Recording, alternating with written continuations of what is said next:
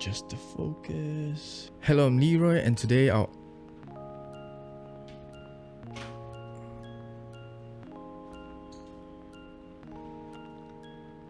Hello, I'm Leroy, and today I'll be helping you to transition from Mobile Legends to Wild Rift. Just in case you're new here, I've covered jungle, baron, and mid champions in the previous videos, so go check it out in my channel. So for today, we are going through the Dragon Champions edition. So basically, the main task of a Dragon Laner or ADC is to dispense damage at a distance as much as possible to any champion that comes your way. You also fulfill one of the dominant roles of the game in terms of DPS. Dragon Laners, or known as ADC, are typically squishy, they are hard to play, and very mechanically driven. There are a few important traits a Dragon Laner must possess. The quicker you hit your item power spike, the faster your champion comes alive in the battlefield. So without further ado, let's kickstart with Ashe. She is surrounded with slows in the kit, allowing her to kite well against immobile champions with the added bonus of her long-ranged basic attack. Ashe is a good choice for those who like an easy champion to play and isn't a mechanically challenging Dragon Laner. She definitely draws resemblance from Mia, but with a global ultimate. Ashe is able to poke at a distance with her second ability, and I bet you've seen her tweaked ultimate in the gameplay trailer where she can divert it towards an enemy. While playing Ashe, do take advantage of critical items as it provides benefits due to her passive. She doesn't crit, but instead her basic attack deals extra damage based on the critical chance and bonus crit damage.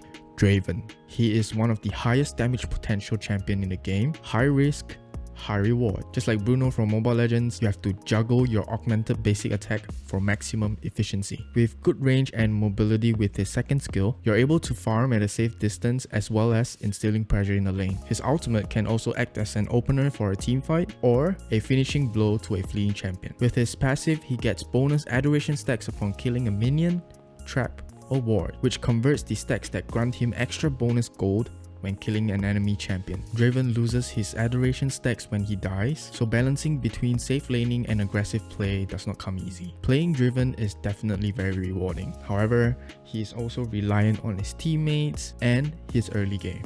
Now for Ezreal.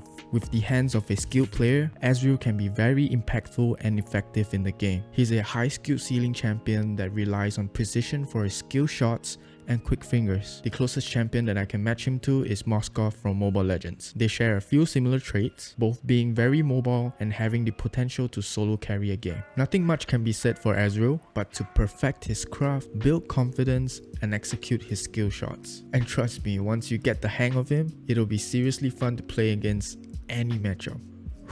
Jhin. He is your modern day gunslinger that's able to deal massive bursts of damage. Jhin is very agile once he attains critical items and also has the ability to snipe low health targets from afar. Granger does take similarities from him. Jhin has a unique attack mechanic where every 4 basic attacks he reloads for a short duration. The 4th basic attack grants him confirmed critical strike that also boosts his movement speed for a while, allowing him to reposition every so often. Jin's able to poke from a distance with his abilities. He could also provide vision by placing his traps at a secluded area, which reveals and slows enemies when activated. Just like Granger, he can finish off targets by channeling his ultimate. Boom, boom, boom, boom. Jinx. Now Jinx is a hyper carry. She has one of the highest single target DPS in the game. She also have great wave clear and sieging potential too. Simple as she is, Layla is her equivalent from Mobile Legends. With her first ability, she is able to switch from a machine gun like attack to an AoE basic attack. Additionally, her passive allows her to reposition with her movement speed burst whenever a champion, turret, inhibitors, or an epic monster dies. Jinx 2 have a global ultimate that's capable of sniping low health targets. However, she does have some downsides. Jinx is very reliant on her team, especially her support, and super vulnerable in the early stages of the game as she doesn't have any immediate escape abilities to keep her safe.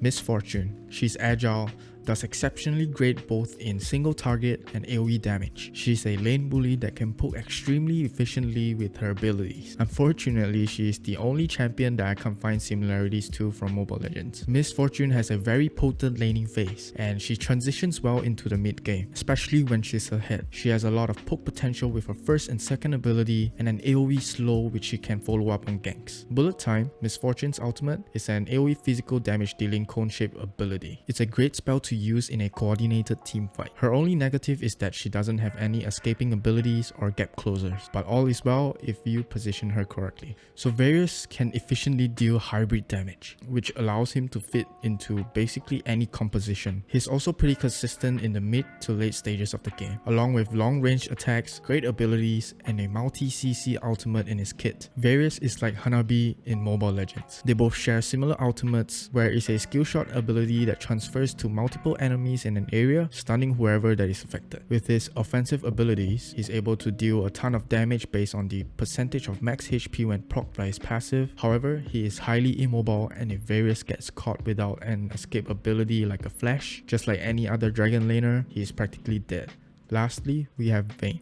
Vayne is a ruthless killer that prioritizes attack speed to mow down her targets. She is also very nimble, which is incredibly important to keep relatively close to her enemies because of her low effective range. Vayne is your alternative for carry and Moskov from Mobile Legends. Her second ability grants every third basic attack to deal bonus true damage based on the percentage of max HP. That allows her to stay relevant even when in a deficit, which is also a reason why she scales so well into the late game, just like carry. Her first ability, Tumble, allows her to reposition and pin enemies down to an obstacle or terrain with her third ability. Activating her ultimate gives her bonus attack damage, reducing Tumble's cooldown, and provides an additional second of invisibility. Vayne's definitely one of the champions that requires solid mechanical skills. Besides being very squishy, she's also susceptible to hard CC abilities, or just out-pressured by pokes or long-ranged attacks. And there you have it. We have come to the end of Dragon Champions Edition. As you can see, there are not many variants in the Dragon role. Most of the champions are about the same concept. So I think if you take the time to learn and master one of the champions, you could easily play the rest with ease. So again, Wild Rift is not entirely the same as the PC counterpart,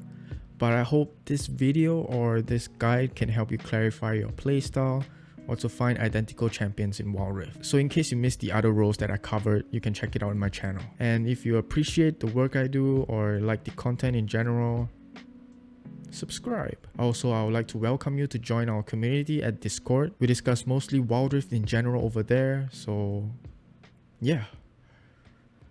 I'll see you in the next one.